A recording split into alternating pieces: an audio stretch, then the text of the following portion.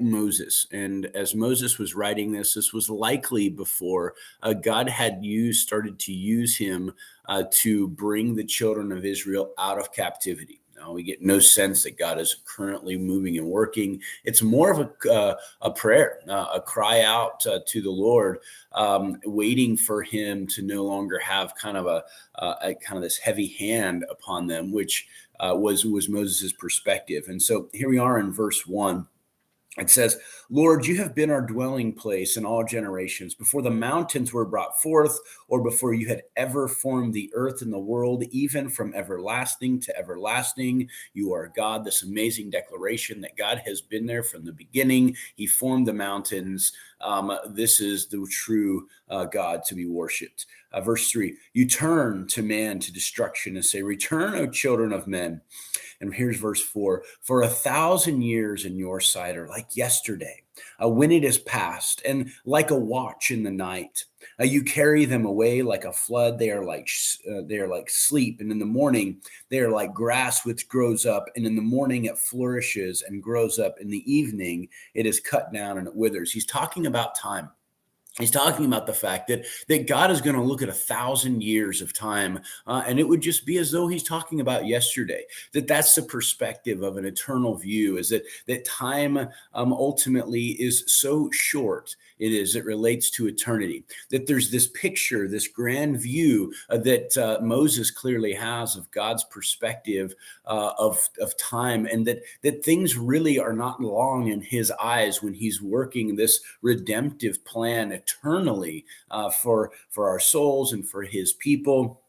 Verse 7, for we have been consumed by your anger and by your wrath. We are terrified. You have set our iniquities before you, our secret sin in the light of your countenance. For all of our days have passed away in your wrath. We finish our years like a sigh. And so this has been the plight of the Israelites for so long. They haven't been crying out to the Lord. They've just been stuck in slavery, almost more shaking their fist. And he's kind of saying, we're just finishing out our years, just kind of like, okay, I guess that was it. That was all.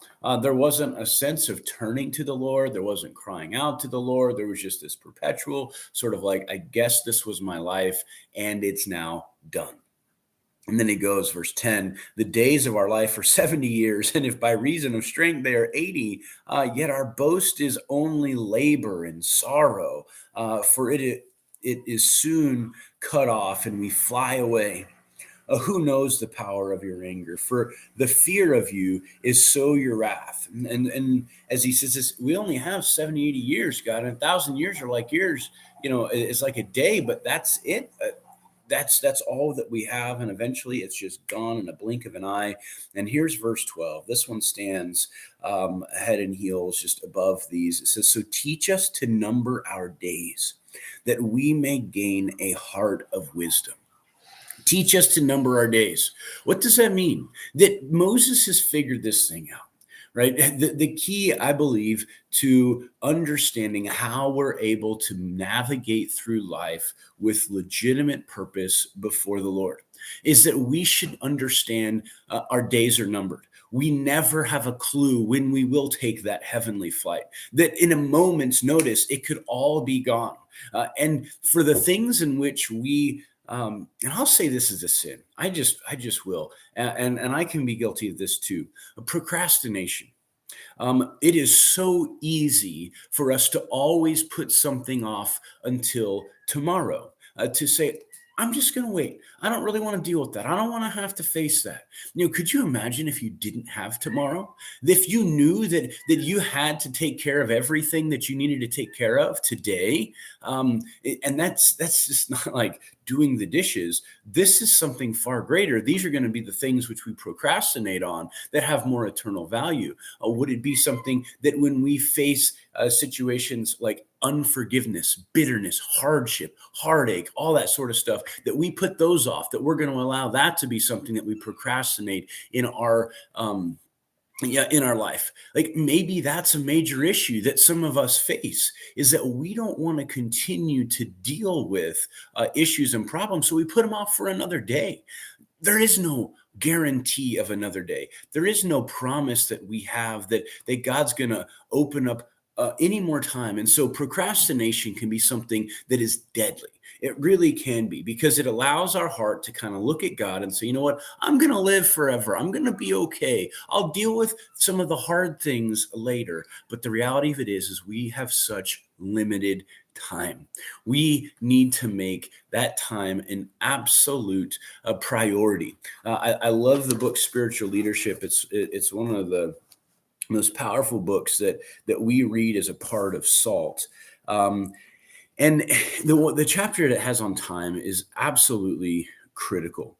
And it, it says this about a leader. It says, a leader will seldom say, I don't have the time. Such an excuse is usually a refuge of a small-minded and inefficient person. Each of us has the time to do the whole will of God for our lives. It says, J.H. Howitt said, I think one of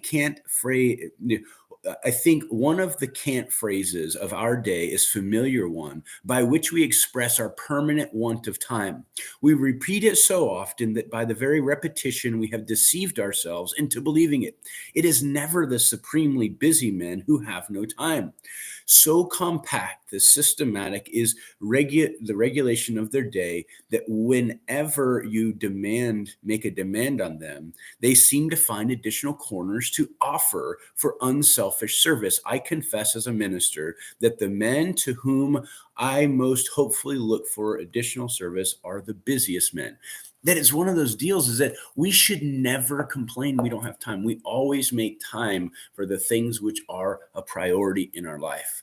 And so when we say, I don't think I have time for that, that's just, maybe it's just not a priority. Maybe it's not something that's elevated to that. And then God has given us enough time to accomplish the entirety of the will of God for our lives. And the thing is, we all have the same amount. No one has more. And every single day we get 24 hours, and we have a limited number of all of that commodity. So use your time wisely. And if you need to deal with something today, make it today, so that it can look like, I would much rather it says, hey, you know what? Yeah, I did that yesterday. And that always be the statement that we have, especially when it comes to the things which are really important in life. I took care of that yesterday, so that we can enjoy today and make sure that tomorrow is filled with hope and purpose of life. Love you guys, and God bless you all.